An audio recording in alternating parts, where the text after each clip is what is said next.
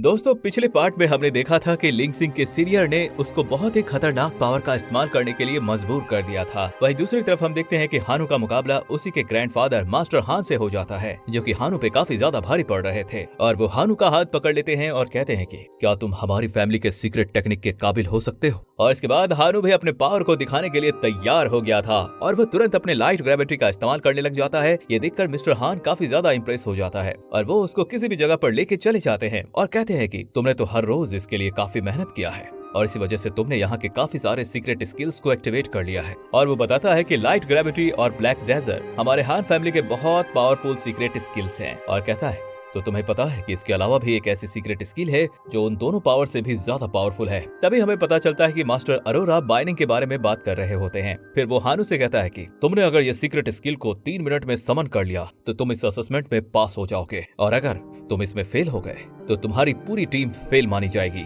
ऐसी बात सुनकर हानू भी इस चीज के लिए पूरी तरह से तैयार हो गया था और वो अपनी वजह से पूरी टीम को फेल होते हुए नहीं देख सकता था, और इसलिए वो इसके अंदर चला जाता है और वहाँ पर काफी ज्यादा क्रिएचर उस पे अटैक करने के लिए आ जाते हैं। उसे देखकर हानू भी उसका सामना करने के लिए तैयार हो जाता है। और बाहर हाओचैन ये सब सोचकर काफी ज्यादा परेशान होने लगता है और कहने लगता है कि अब वो लोग तो अभी भी बाहर नहीं आए हैं, असेसमेंट तो कुछ ही मिनटों में खत्म होने वाला है। इस वजह से उसको काफी ज्यादा फिक्र होती है और वो सोचने लग जाता है कि कहीं ऐसा तो नहीं कि हम इसमें अब फेल हो जाएंगे। पर हाओचैन को अपनी टीम पर पूरा भरोसा होता है और इसलिए वो सोचता है कि वो लोग जरूर इसमें पास हो जाएंगे। और आगे हम देखते हैं कि शायर का सामना एक सीनियर से हो रहा होता है, जो कि बहुत ही खतरनाक पावर के साथ शायर पर हमला करने की कोशिश कर रहा था। लेकिन शायर भी कुछ कम नहीं होती और उसके सामने वो हार मानने का नाम नहीं लेती। वो अपने पावर का इस्तेमाल करके उसको पूरा टक्कर देने के लिए लग जाती है और शायर उसका सामना करने के लिए अपने क्लोन वाले टेक्निक को एक्टिवेट कर लिया था और वो उसकी मदद से उस सीनियर के चारों तरफ अटैक करने लगती है। लेकिन वो सीनियर भी कुछ कम नहीं होता,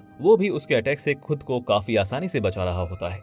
इसलिए शायर को उसे हरा पाना काफी ज्यादा मुश्किल हो रहा था और इसी वजह से शायर अपनी हुनी 10,000 रन का इस्तेमाल करके उस पर अटैक कर देती है और सिलेनियोरी को वो अटैक काफी ज्यादा भारी पड़ने लग जाता है और शायर का सामना करने के लिए वे कुछ भी नहीं कर पाता है। और इस तरह से हम देखते हैं कि शायर उस पर अटैक करने के लिए आने लगती है और उसे देखकर सीनियर भी अपने हथियार का इस्तेमाल करके उस पर अटैक करने के लिए तैयार हो जाता है और शायर भी उस चीज के लिए पूरी तरीके से तैयार होती है। इसलिए वो तुरंत उसके सामने से गायब होकर पीछे से आकर उस पर हमला कर देती है और इस वजह से वो काफी ज्यादा इंजर्ड हो जाती है और इसी तरह से शायर उसको काफी आसानी से हरा देती है। और दूसरी तरफ बैंग जुआन भी अपने स्पिरिचुअल फिनिशर के पावर को एक्टिवेट करके उस पर अटैक कर देती है और साथ ही साथ वो टेलीपोर्ट होकर सीनियर पर अटैक करना स्टार्ट कर देती है और सीनियर उसके पावर के सामने कुछ भी नहीं कर पा रहा होता है। इस वजह से वो सीनियर काफी ज्यादा कंफ्यूज हो जाता है। फिर बैंग जुआन अचानक से अपने जायंट शील्ड पावर का इस्तेमाल करके उस पर अटैक कर देती है और उससे बचने के लिए वो सीनियर कुछ भी नहीं कर पाता है और वो बैंग जुआन इसको बहुत ही बुरी तरीके से हरा देता है और सीनियर काफी कंफ्यूज हो जाता है। फिर बैंग जुआन उसे बताती है कि मैंने कुछ भी नहीं किया है,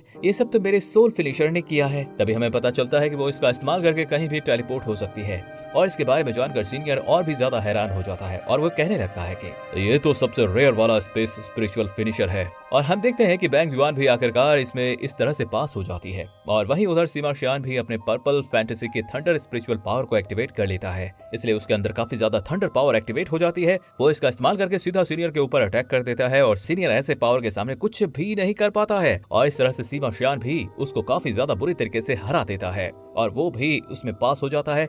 और वहीं दूसरी तरफ चैंग भी अपने पावर का जलवा दिखाने के लिए तैयार हो जाती है और वो भी अपने स्पिरिचुअल फिनिशर का इस्तेमाल करके अपने 2 और लिविंग डोर को एक्टिवेट कर लेती है। ये देखकर वो सीनियर भी काफी ज्यादा परेशान हो जाता है और वो कहने लगता है कि आखिरकार तुमने ये 2 लिविंग डोर का इस्तेमाल कैसे कर लिया। और वो दोनों डोर से काफी खतरनाक बीस्ट बाहर निकलते हैं और वो सीनियर के फॉक्स को चारों तरफ से घेर लेते हैं और वो बहुत ही आसानी से उसे हरा देते हैं। उसे देखकर सीनियर काफी ज्यादा हैरान होकर चिंग से पूछने लगता है कि आखिरकार तुमने ऐसे कैसे कर लिया। फिर चैंग सीनियर से बताती है कि इसका राज मेरे स्टॉक टाइम फर्नेस की पावर है, इसका इस्तेमाल करके मैं एक साथ में 3 लिविंग डोर को एक्टिवेट कर सकती हूँ। और ये देखकर सीनियर काफी ज्यादा हैरान हो जाता है। फिर चैन कहती है कि मैं तो इसमें आपको काफी आसानी से हरा दिया। वहीं दूसरी तरफ लिंग सिंह भी अपने हार्ड फिनिशर वाले स्किल का इस्तेमाल करने के लिए पूरी तरीके से तैयार हो जाता है। उसे देखकर उसके सामने वाले सीनियर भी काफी ज्यादा डर जाते हैं और वो कहता है कि ये तो स्पिरिचुअल फिनिशर की स्किल है। लेकिन लिंग सिंह उसका इस्तेमाल करके तुरंत उस पे हमला कर देता है और उसका सीनियर उसके अटैक को रोकने के लिए कुछ भी नहीं कर पाता है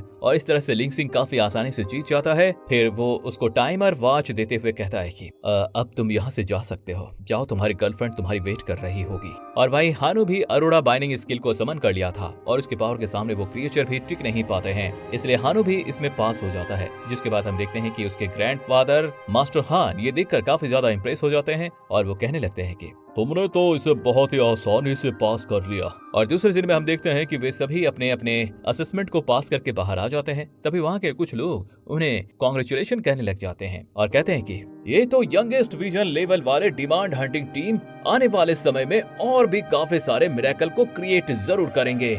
और फिर दूसरे सीन में हम देखते हैं कि जहां पर कि आवा कैद हुआ था और वो बहुत ही आसानी से सरवाइव करके बाहर निकल आता है। ये देखकर वहां के सभी लोग उसे ग्रीट करने लग जाते हैं और आवा सभी डेमन हंटर के ऊपर काफी ज्यादा गुस्सा था, इसलिए वो कहने लगता है कि अब तुम लोग अपने बुरे वक्त का सामना करने के लिए तैयार हो जाओ। और इसके लिए वो अपने सभी साथियों को रेडी कर लेता है। इसके बाद हम देखते हैं कि वो आवा सबसे ज्यादा हाउचैन के ऊपर गुस्सा होता है और कहता है कि हाउचैन, अब तुम मुझसे बच कर रहना, अगर तुम मुझे कहीं पर मिल गए तो मैं तुम्हें खत्म कर दूंगा। और वो अपने सभी साथियों को कहता है कि अगर कोई भी हमारे क्लेन के अंदर आए तो तुम सीधा उसे खत्म कर देना।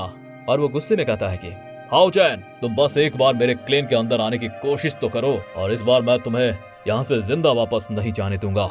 एंड दूसरी तरफ हम देखते हैं कि हाउचैन की टीम में डेमन हंटिंग में जाने को सिलेक्ट हुए होते हैं। लेकिन ये बात जानकर मास्टर हान भी काफी ज्यादा परेशान हो जाता है क्योंकि उनको पता होता है कि डेमन इस समय बिल्कुल भी शांत नहीं है और वो आदेश देते हैं कि हमें उनके सारे मूवमेंट के ऊपर नजर रखना होगा। अगर वहाँ पर कुछ भी अजीब होता है तो उस कंडीशन में उनको तुरंत वापस से बुला लिया जाएगा। हाउचैन अपनी टीम से कहता है कि इस बार हमारा मिशन काफी ज्यादा हार्ड है, इसलिए मैं तुम सभी को अलर्ट कर देता हूँ कि तुम इसके लिए पूरी तरह से रेडी रहना क्योंकि इस बार काफी ज्यादा खतरा होने के चांसेस हैं। और इसके बाद वो कहता है कि तुम सभी मोराइटिस में जाकर मेरे आने का इंतजार करो और कल सुबह हम डेमन क्लेन में जाने के लिए तैयार रहेंगे।